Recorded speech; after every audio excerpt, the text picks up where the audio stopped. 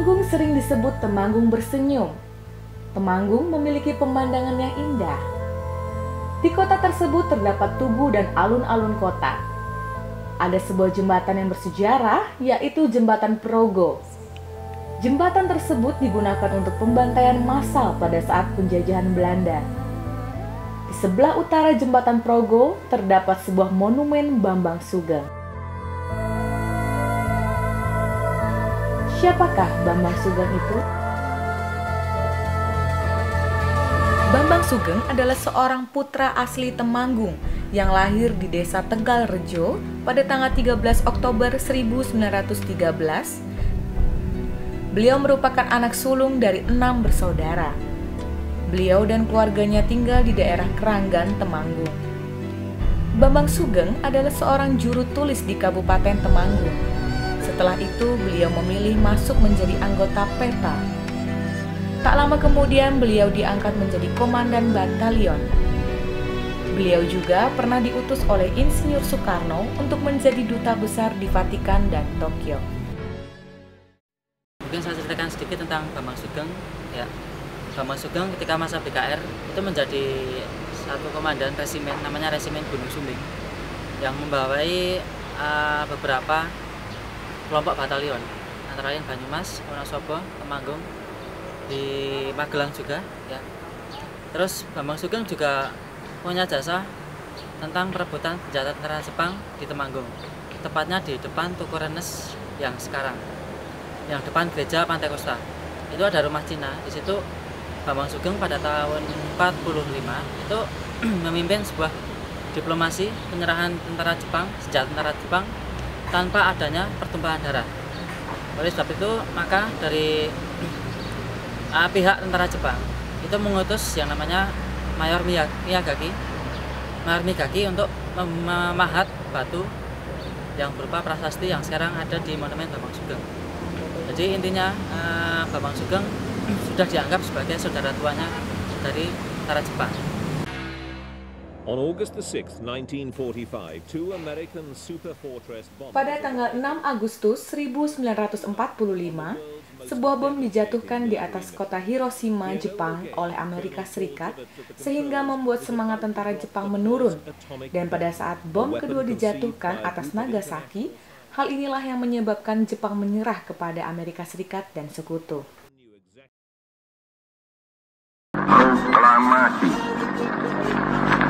kami, bangsa Indonesia, dengan ini menyatakan penyerahan Jepang kepada sekutu ini membuat celah bagi Indonesia untuk memproklamasikan kemerdekaannya pada tanggal 17 Agustus 1945 yang dibacakan oleh Insinyur Soekarno dan Dr. Andes Muhammad Hatta.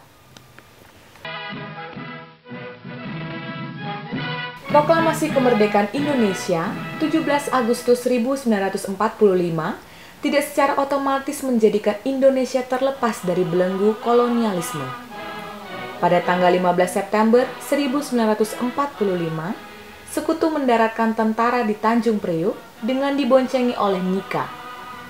Hal ini menimbulkan berbagai macam pertempuran di berbagai kota di Indonesia. Jepang berusaha menghalangi bangsa Indonesia dalam mempertahankan kemerdekaan. Para pemuda Indonesia yang tergabung dalam BKR berusaha melucuti senjata pasukan Jepang sehingga di berbagai daerah terjadi pertumpahan darah. Salah satunya, daerah pelucutan senjata Jepang adalah kota Temanggung oleh Bambang Sugeng.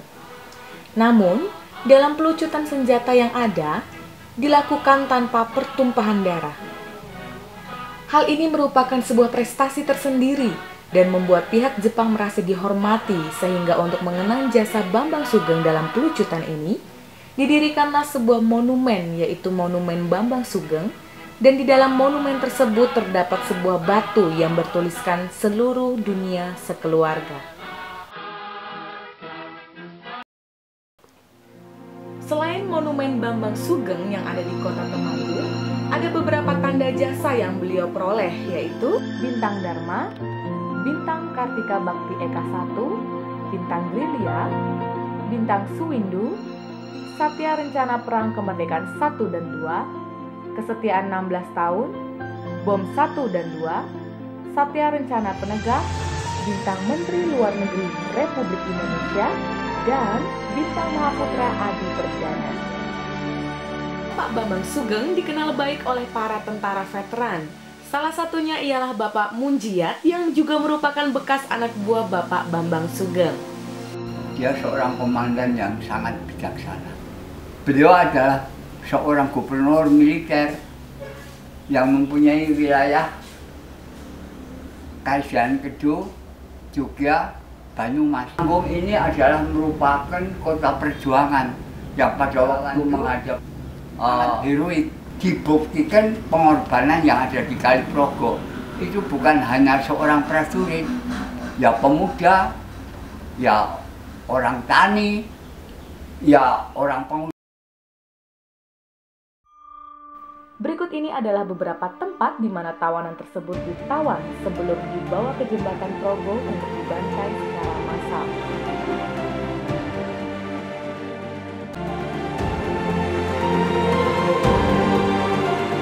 Oleh karena itu, dari bekas anak buahnya membentuk suatu yayasan yang dinamakan Yayasan Bambang Sugeng, kemudian mengusulkan kepada daerah untuk didirikan satu kenangan, adalah diwujudkan satu monumen yang dinamakan Monumen Bambang Sugeng. Harapan kami sebagai warga masyarakat Temanggung bahwa Mayor Jenderal Bambang Sugeng bisa menjadi salah satu tokoh nasional atau pahlawan nasional yang dikenal oleh masyarakat luas, karena mengingat jasa-jasa beliau yang sangat luar biasa banyak untuk negara ini, bangsa ini, tanah air ini, dan kami berjuang bahwa Bambang Sugeng harus menjadi pahlawan nasional. Mengingat apa yang dijalankan sekarang ini adalah hasil suatu perjuangan pendahulu kita yang sangat luhur, yang sangat untuk memuliakan bangsa. Inilah harus tetap kita ingat sebagai modal perilaku kita, sebagai modal kita berbangsa, sebagai modal kita merdeka untuk kemakmuran, untuk kebahagiaan, untuk kesejahteraan umat bangsa Indonesia. Jangan melupakan sejarah.